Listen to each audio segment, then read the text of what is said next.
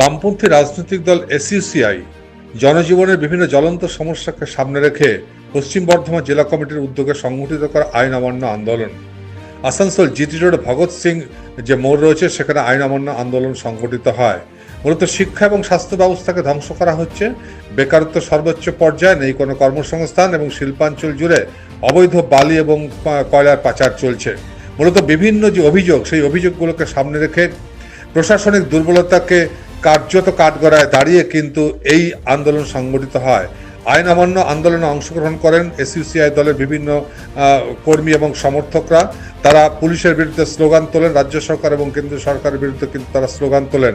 পরবর্তী পর্যায়ে সেখানে বেশ কিছু কর্মী সমর্থককে আটক করার পর তারা মুক্তি দিয়ে দেয় পুলিশ প্রশাসন সেই সমস্ত কর্মী সমর্থকদের। স্বাভাবিকভাবে এই যে কর্মসূচি, এই কর্মসূচিকে ঘিরে কিন্তু এসইউসিআই কর্মীদের মধ্যে একটা উৎসাহ উদ্দীপনা সৃষ্টি হয়েছিল, রাজনৈতিকভাবে তারা উচ্ছ্বসিত হয়ে পড়েন। এবং এই কর্মসূচি প্রসঙ্গে কি জানানো হলো এসইউসিআর পক্ষ থেকে, সেটা শোনাবো আপনাদের।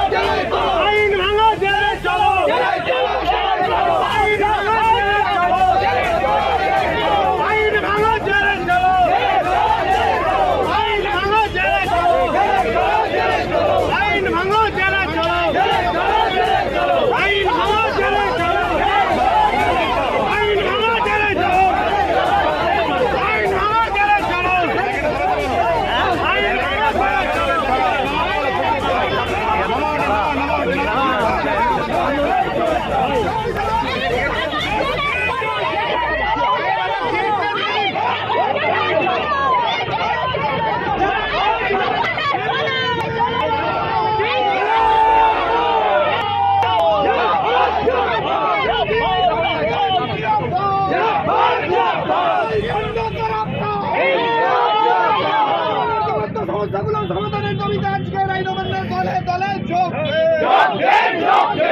রাজ্য সরকারের জনবিরোধী নীতিগুলোর প্রতিবাদে আজ মোবাইলটা নিয়ে সামনে ঢুকবেন। দাবিতে আজ আইন ভাঙা জেলায় চলো।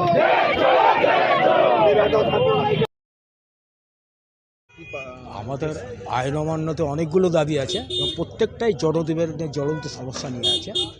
যেমন ধরুন, শিক্ষাকে ধ্বংস করে দেওয়া হচ্ছে। নতুন যে জাতীয় শিক্ষানীতি কেন্দ্রীয় সরকার নিয়েছে এবং রাজ্য সরকারও তার বিরোধিতা করতে করতে যে শিক্ষানীতি গ্রহণ করছে, দুটো শিক্ষানীতির মূল কথা হচ্ছে যে আমরা সরকারি শিক্ষা ব্যবস্থাকে তুলে দেবো, শিক্ষার পুরোপুরি বেসরকারিকরণ করে দেবো। এইটা হচ্ছে দুটো শিক্ষানীতি।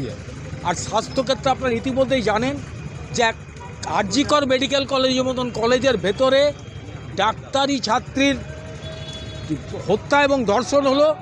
তাতে নিয়ে যে বাংলার মানুষ শুধু নামেনি, সারা ভারতের মানুষ নেমেছে, বিশ্বের অন্যান্য দেশেও প্রতিবাদ হয়েছে। অথচ কেন্দ্রের সিবিআই এবং রাজ্যের পুলিশ মিলে তারা কি করলো না, একজনকে স্কেপগট করে বাকিদের বাঁচাবার চেষ্টা করেছে, আজও করে চলেছে। এবং আপনারা দেখেছেন রাজ্য সরকারের প্রচেষ্টায় তাদের বাহিনী এসে বিভিন্ন যে প্রমাণগুলো ছিল সেগুলো লোপাট করার চেষ্টা বারবার করেছে। ফলে এর বিরুদ্ধে আমাদের প্রতিবাদ আছে। আপনারা জানেন কেন্দ্রীয় সরকার যে শ্রম নীতি নিয়ে এসছে, শ্রম কোড তৈরি করেছে। ভারতবর্ষ শ্রমিকরা অনেক লড়াই করে যে আইনগুলো আদায় করেছিল, সেই 44টা আইনের মধ্যে 29টা আইনকে বাতিল করে দিয়ে 4টা শ্রম কোড করেছে। তার মূল কথাই হলো যে শ্রমিকদের 8 ঘন্টা কাজ চলবে না, এটা 12 ঘন্টা 14 ঘন্টা করতে হবে।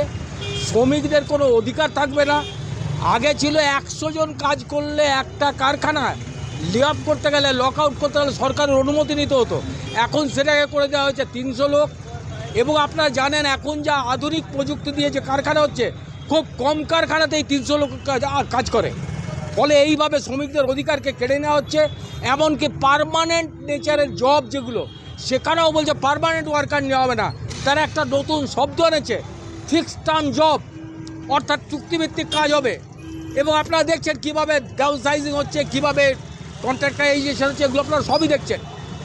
এমনকি আজকে কেন্দ্র সরকার রাজ্য সরকারগুলো মিলে রাস্তাঘাট, জল, জমি, এমনকি নদী, সমুদ্র সমস্ত কিছু ব্যক্তি মালিকদের হাতে তুলে দেওয়ার জন্য উঠে পড়ে লেগেছে এবং জঙ্গলের যারা আদি অধিবাসী তাদেরকে উচ্ছেদ করা হচ্ছে, হত্যা করা হচ্ছে। তাহলে এর তো প্রতিবাদ হওয়া দরকার। সে প্রতিবাদ করার জন্য আজকে ভারতবর্ষের বুকে কোনো রাজনৈতিক দল নেই। যে সমস্ত দলের কথা আপনারা বারবার আপনাদের মিডিয়াতে নিয়ে আসেন, তারা কেউ কিন্তু আজকে এই দাবিগুলো নিয়ে কোনো আন্দোলন গড়ে তুলছে না। তারা যদি গড়ে তুলতো, বিশেষ করে বামপন্থী দলগুলো যদি ঐক্যবদ্ধভাবে এই আন্দোলন গড়ে তুলতো, তাহলে একটা ব্যাপক আন্দোলন হতে পারত এবং সরকারগুলো বাধ্য হতো কিছু জনমুখী পদক্ষেপ নিতে, কিন্তু তারা কেউ এগিয়ে আসছে না। তারা সবাই ভোটের কথা ভাবছে, সকলেই ভোটের। আর প্রধান যে রাজনৈতিক দল আমাদের রাজ্যে তৃণমূল যারা ক্ষমতায় আছে এবং প্রধান বিরোধী দল যাদের বলে বিজেপি, এদের কাছে তো কোনো মানুষের জীবনে কোনো সমস্যার কোনো মূল্যই নেই। এরা মনে করে যে ধর্ম, সেই কারণে কি আজকে আপনারা হ্যাঁ, এই সব বিষয়গুলো নিয়ে, এই সাম্প্রদায়িকতার বিরুদ্ধে, এই সমস্ত কিছুর বিরুদ্ধে, এবং আমাদের জেলায় যে পানীয় জলের সংকট, রাস্তাঘাটের যে দুরবস্থা, তারপরে আমাদের জেলায় যে দূষণের সমস্যা, যেভাবে অনিয়ন্ত্রিতভাবে বালি তুলে নেওয়া হচ্ছে, কয়লা পাচার হচ্ছে, এই সমস্ত কিছু প্রতিরোধ করা দরকার। এর জন্যই আমরা এই কর্মসূচি নিয়েছি। আমি বললেন আজকে কি করলেন? আমরা এখানে আইন অমান্য করতে এসেছিলাম এবং খুব দুঃখের ঘটনা যে প্রশাসন আমাদেরকে বারবার করে বলছেন যে আমাদের এখানে sufficient force. Neuron, the one and only neuro clinic in Asansol. Just a one-step solution of your any kind of neuro problem. Neuron, best consultation for neurosurgery, neurology, nerve, spine and joints. Neuron, বিশিষ্ট চিকিৎসক neurosurgeon doctor সোহাগ বোসের ঐকান্তিক প্রচেষ্টা। সমস্যার সমাধানে চলে আসুন neuron doctor Sohag Bose, bridge residency, ground floor, GT road, beside AG church school, Asansol. Phone number 8447855165 and 8586976165.